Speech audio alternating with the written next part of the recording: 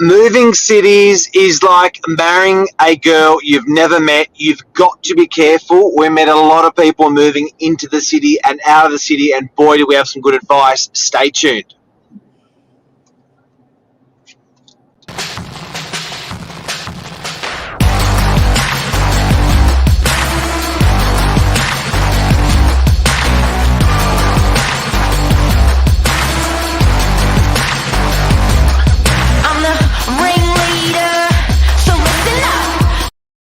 Good morning, everyone. Welcome to Morning Minutes. Myself, Michael BURGIO, Mark Novak, episode 547.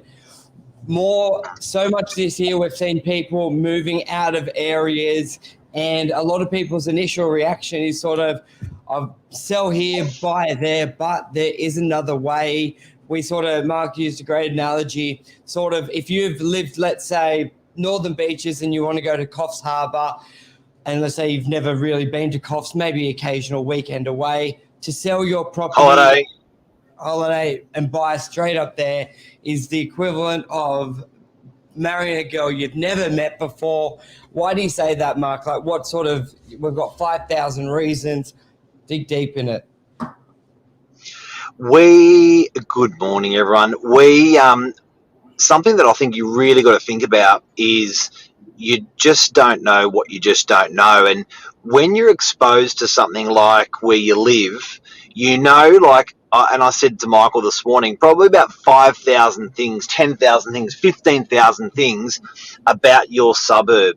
You know probably about 5,000 things about the suburb next to your suburb and the suburb next to your suburb next to your suburb. So you don't realise so many little things like where to go to a medical centre, where to shop for this, where to go for a great walk, your little hidey holes, where to go for a bike ride, where to go for a picnic, where do you go for bread, where do you go for coffee, all of those things. There are so many things that go into a suburb that we just take for granted when we live in a suburb that we don't know about other suburbs an hour away or 12 hours away. So much so that when I was talking with you, Michael, we were saying that how many times do I know of friends that move to other cities in the world and in the country, and they end up renting a place, then they end up renting a second one or third one until they get that suburb right. Schools, which are the good schools, not the good schools, all those idiosyncrasies. There's so many things that we forget about that we must consider. There's only one way to do it properly. Yeah, and I think all of that can sort of go under that banner of local knowledge and the importance of local knowledge when it comes to basically buying a property. Because it's not like a car, or the exit costs are quite large. So you should really try and invest to get that local knowledge, and entry. Yeah, because when you think about the entry of buying a property, you're paying stamp duty, which is about 4% of the purchase price. That can be on a $2 million house, $80K. Then you got your selling costs. So the entry and exit cost could be a couple $100,000.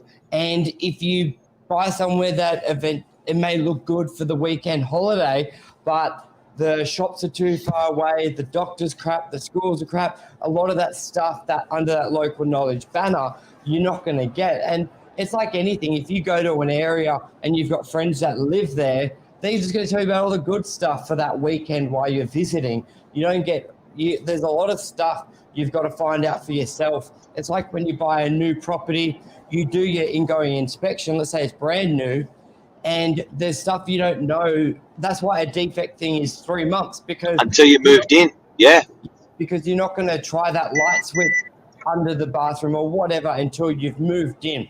And a big thing we're seeing, rightfully or wrongfully, so a lot of people, which you love the spontaneous, or not even spontaneous, it may have been thought of for years, is to move areas. But we sort of strongly recommend rent before you buy, try before you buy, especially if you're selling an area like Northern Beaches, where we went through it yesterday in a sales meeting. In 10 years, it's had 180 to 220% growth. It's been very rewarding for people to have. Yes, you may want a different personal environment, lifestyle, but The houses. the house, you can turn your home to an investment by leaving it Northern Beaches and go rent areas, go rent 5 suburbs. Don't you reckon, Mark?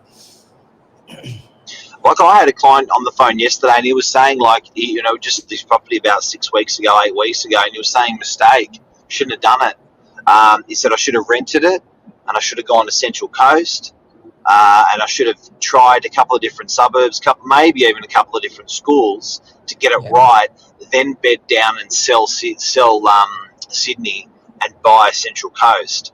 So even after he'd done the sale and done the buy, has not even moved in. He's like, shit, I just, I want to be,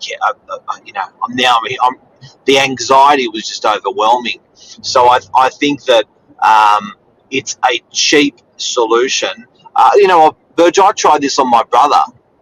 Yeah. My brother was in Eleonora, and I was like, mate, this is 15 years ago. He had an accident, and he's like, nah, fucking, I'm out of here. Left and went to Port Macquarie. And I was like, dude, rent this house out. It's going to perform better than what Port Macquarie did. Yeah. And you don't even know where you're buying in Port Macquarie, if it's a good suburb, bad suburb. Now, he spent 10 years there.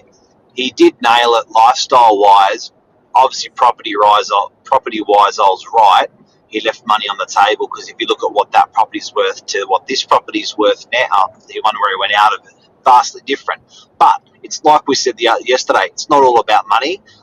It's about lifestyle. He has had a terrific lifestyle, but fortunately he landed in the right city and in the right location. Like, guys and girls, you all know in the suburb you live, there's like wicked patches, wicked good, wicked bad patches in those suburbs. The only way you could possibly know if that works or doesn't work for you is livability. So the word for today, the tip for today is just roll your sleeves up, get in knee deep into that suburb before you put $500,000 or $1 million of your life savings into it. Yeah, and you say it's it's not about money, but you've already done the hard work. You can have both. I get it if you hadn't bought either or, but if you already own, so this one, that doesn't necessarily apply, because you can do both. You can have happiness lifestyle, but also the money, because you've done the hard work and bought Northern Beaches, which would have higher entry point, but also a lot better growth. So you could keep that property and go rent somewhere else. So you've got your lifestyle and you've got your investment for the money as well. So you can have both. It's just, I don't know, sometimes people, I don't know, maybe it's sentiment, ego. They don't want to rent or be a renter. Like, once you own your own, like you're an owner, I think there is a sentiment there. That's the one that got my brother. There is a sentiment there. But you've just got to put that aside, because even if you own an apartment which goes up 80%, 100%, doubles, not typically the entry point, the price point is much higher. So you've got 800K doubling, rather than, let's say, Port Macquarie, you buy something for 300 grand. Yes, it doubles, but it's 300 grand, and more than likely, the cash you cashed out of when you sold originally, you've blown as well, because we're all pretty frivolous with money. So it's a double loss. And it works. It works on the short term. It's a nice quick fix for a lifestyle change. But I urge you guys, and guys, if you've got any comments, make sure you're on the Novak Facebook account. We can answer your comments, questions live that you've got. But you don't forget that it's the long haul we're in it for, not the short haul. So the quick fix is you change your city, you think you like it, you don't like it, you got to change and you move again. What people forget is that, how Michael, you're talking about entry costs and exit costs. So you buy a unit in Terrigal, you don't like it, and you sell that unit out of Terrigal. What people forget is that move costs you 10% of the value. Yeah. 10% of the value that you actually don't even have yet, because most of it is a mortgage to the bank.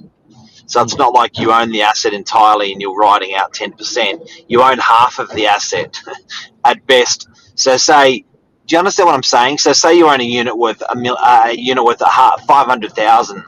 10% of that is 4% is going to be stamp duty to buy it. 2% is going to be to dispose of the asset with the real estate agent. 4% is to get into an equivalent value property later. You are wiping off 10% and you only own 20% or 40% or 50% of the property. So if you only own, you're actually writing off half of the value of that property. If you've only got a 20% loan and you mess this move up because you've moved into a city that you're not sure you're moving exactly where you want to, you are going to rip up half of your deposit just in that move into a new place. Half. And the worst case scenario is people do that and then they can't afford to buy back to where they originally were or even in the new place. So the message here, try before you buy. If you already own an area that you like, and even if you don't like it, but the growth is great, leave it, rent it out, and then go move around and try and then buy.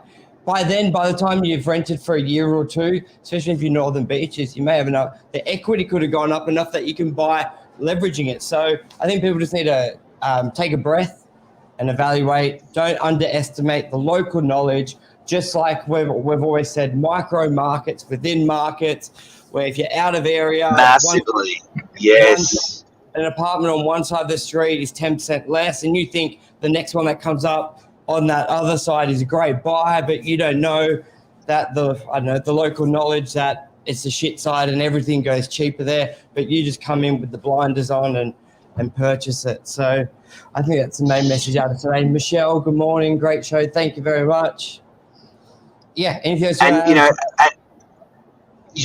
Guys, do not underestimate the 5,000 things about your suburb that you do know, and do not underestimate the 5,000 things about suburbs that you don't know where you're going to go to. I'm telling you, there are 5,000 things at least that you just take for granted of where you live, and then when you go to move, you're going to have to learn those things. So learn those things in those suburbs, cities you're going to buy before you put down your cash. That's my message.